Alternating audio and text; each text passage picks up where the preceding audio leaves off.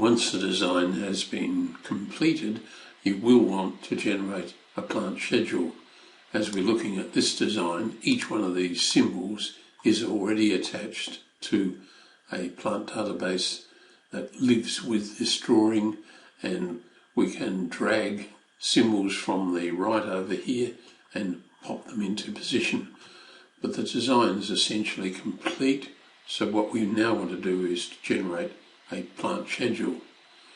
I'll move to a layout called Planting Schedule A3L, so it's going to be on an A3 sheet, and we have a number of schedules that belong to this drawing displayed. Here's an example of the standard schedule that is drawn without any customization, just gives you the plant symbol, the botanical name and common name, and the total number that are in the design.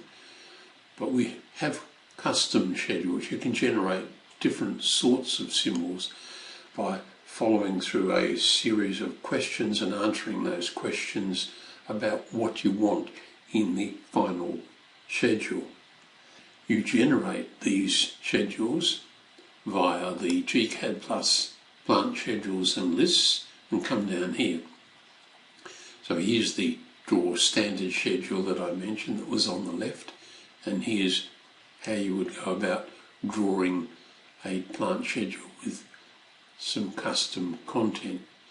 Now if I run this now, it should take the settings from the last schedule that I drew, and let's pick it. And if we look down here in the command area, our first question is, do we want to put the symbol in? That's this one on the left. Well, mostly you would want to. Do we want to include some red circle markers? They're red in colour, circles, and they're stamped with a number. That's useful when you want to indicate mass planting of the same species. The next question is, do I want to include the type? Well, here's the type. Each plant, is that a mini shrub, a medium shrub, or whatever? These are terms, of course, that you define in your own plant database file. We'll continue on. Do we want to include the code? Well, for my construction team, I will want a code, so that I like to give the construction team as many avenues for identifying where they are to place a particular plant. So in this case, we will include a code.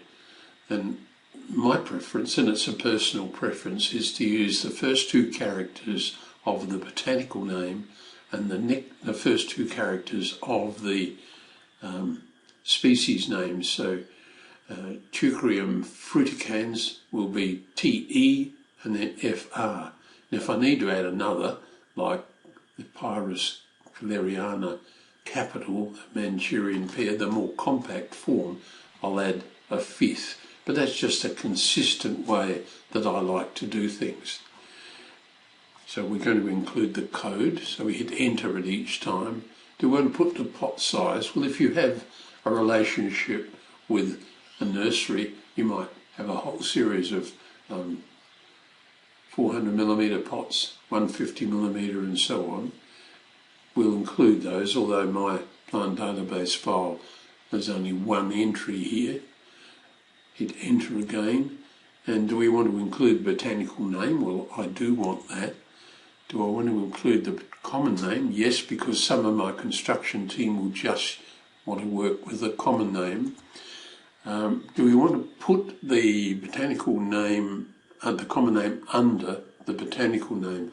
Well, I like to do that because you can see I get a more compact plant schedule.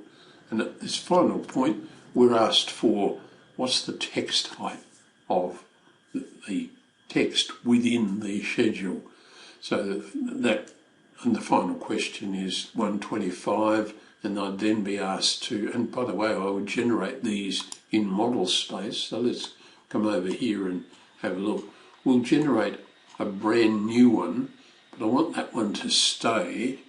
So I'll just explode it, and we're going to generate a new one, and I'll put it alongside. So we'll pop it over here. So we go gCADPlus plant schedules a custom content? We can just answer these questions very quickly. We can work our way through that set.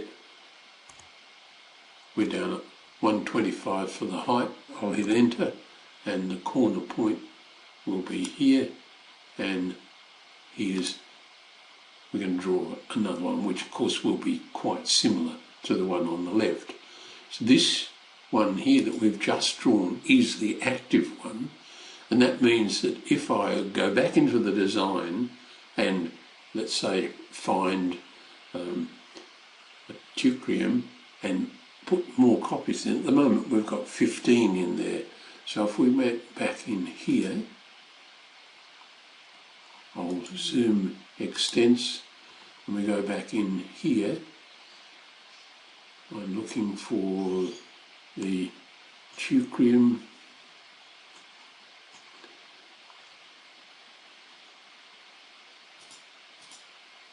Here it is. So we've got at least 3 in this little zone through there. Let's scale it and bring it down, and we'll just copy this one, and I'll put a significant, well, I just popped them over here. We can forget the Netflix propaganda. So there's 4 more of them there, and if we go back, I need to zoom, I'll finish that, go back to zoom extents,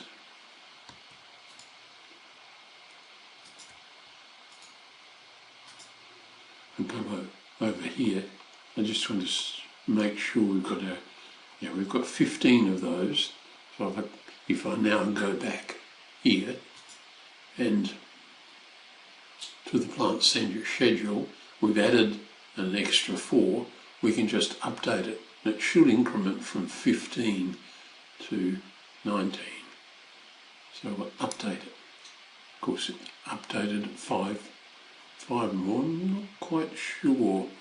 Oh, I think what it's done, it's picked up one of these in here. We probably need to be a little more careful about that. So it's picked up an additional one.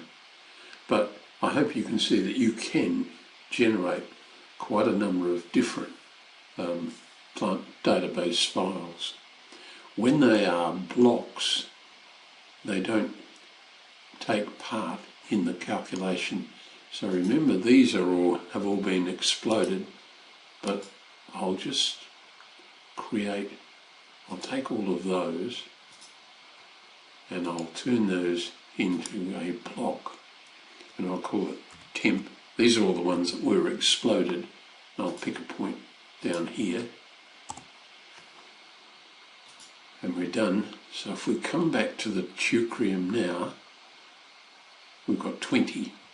So if I come back here and zoom extents, find that little area here.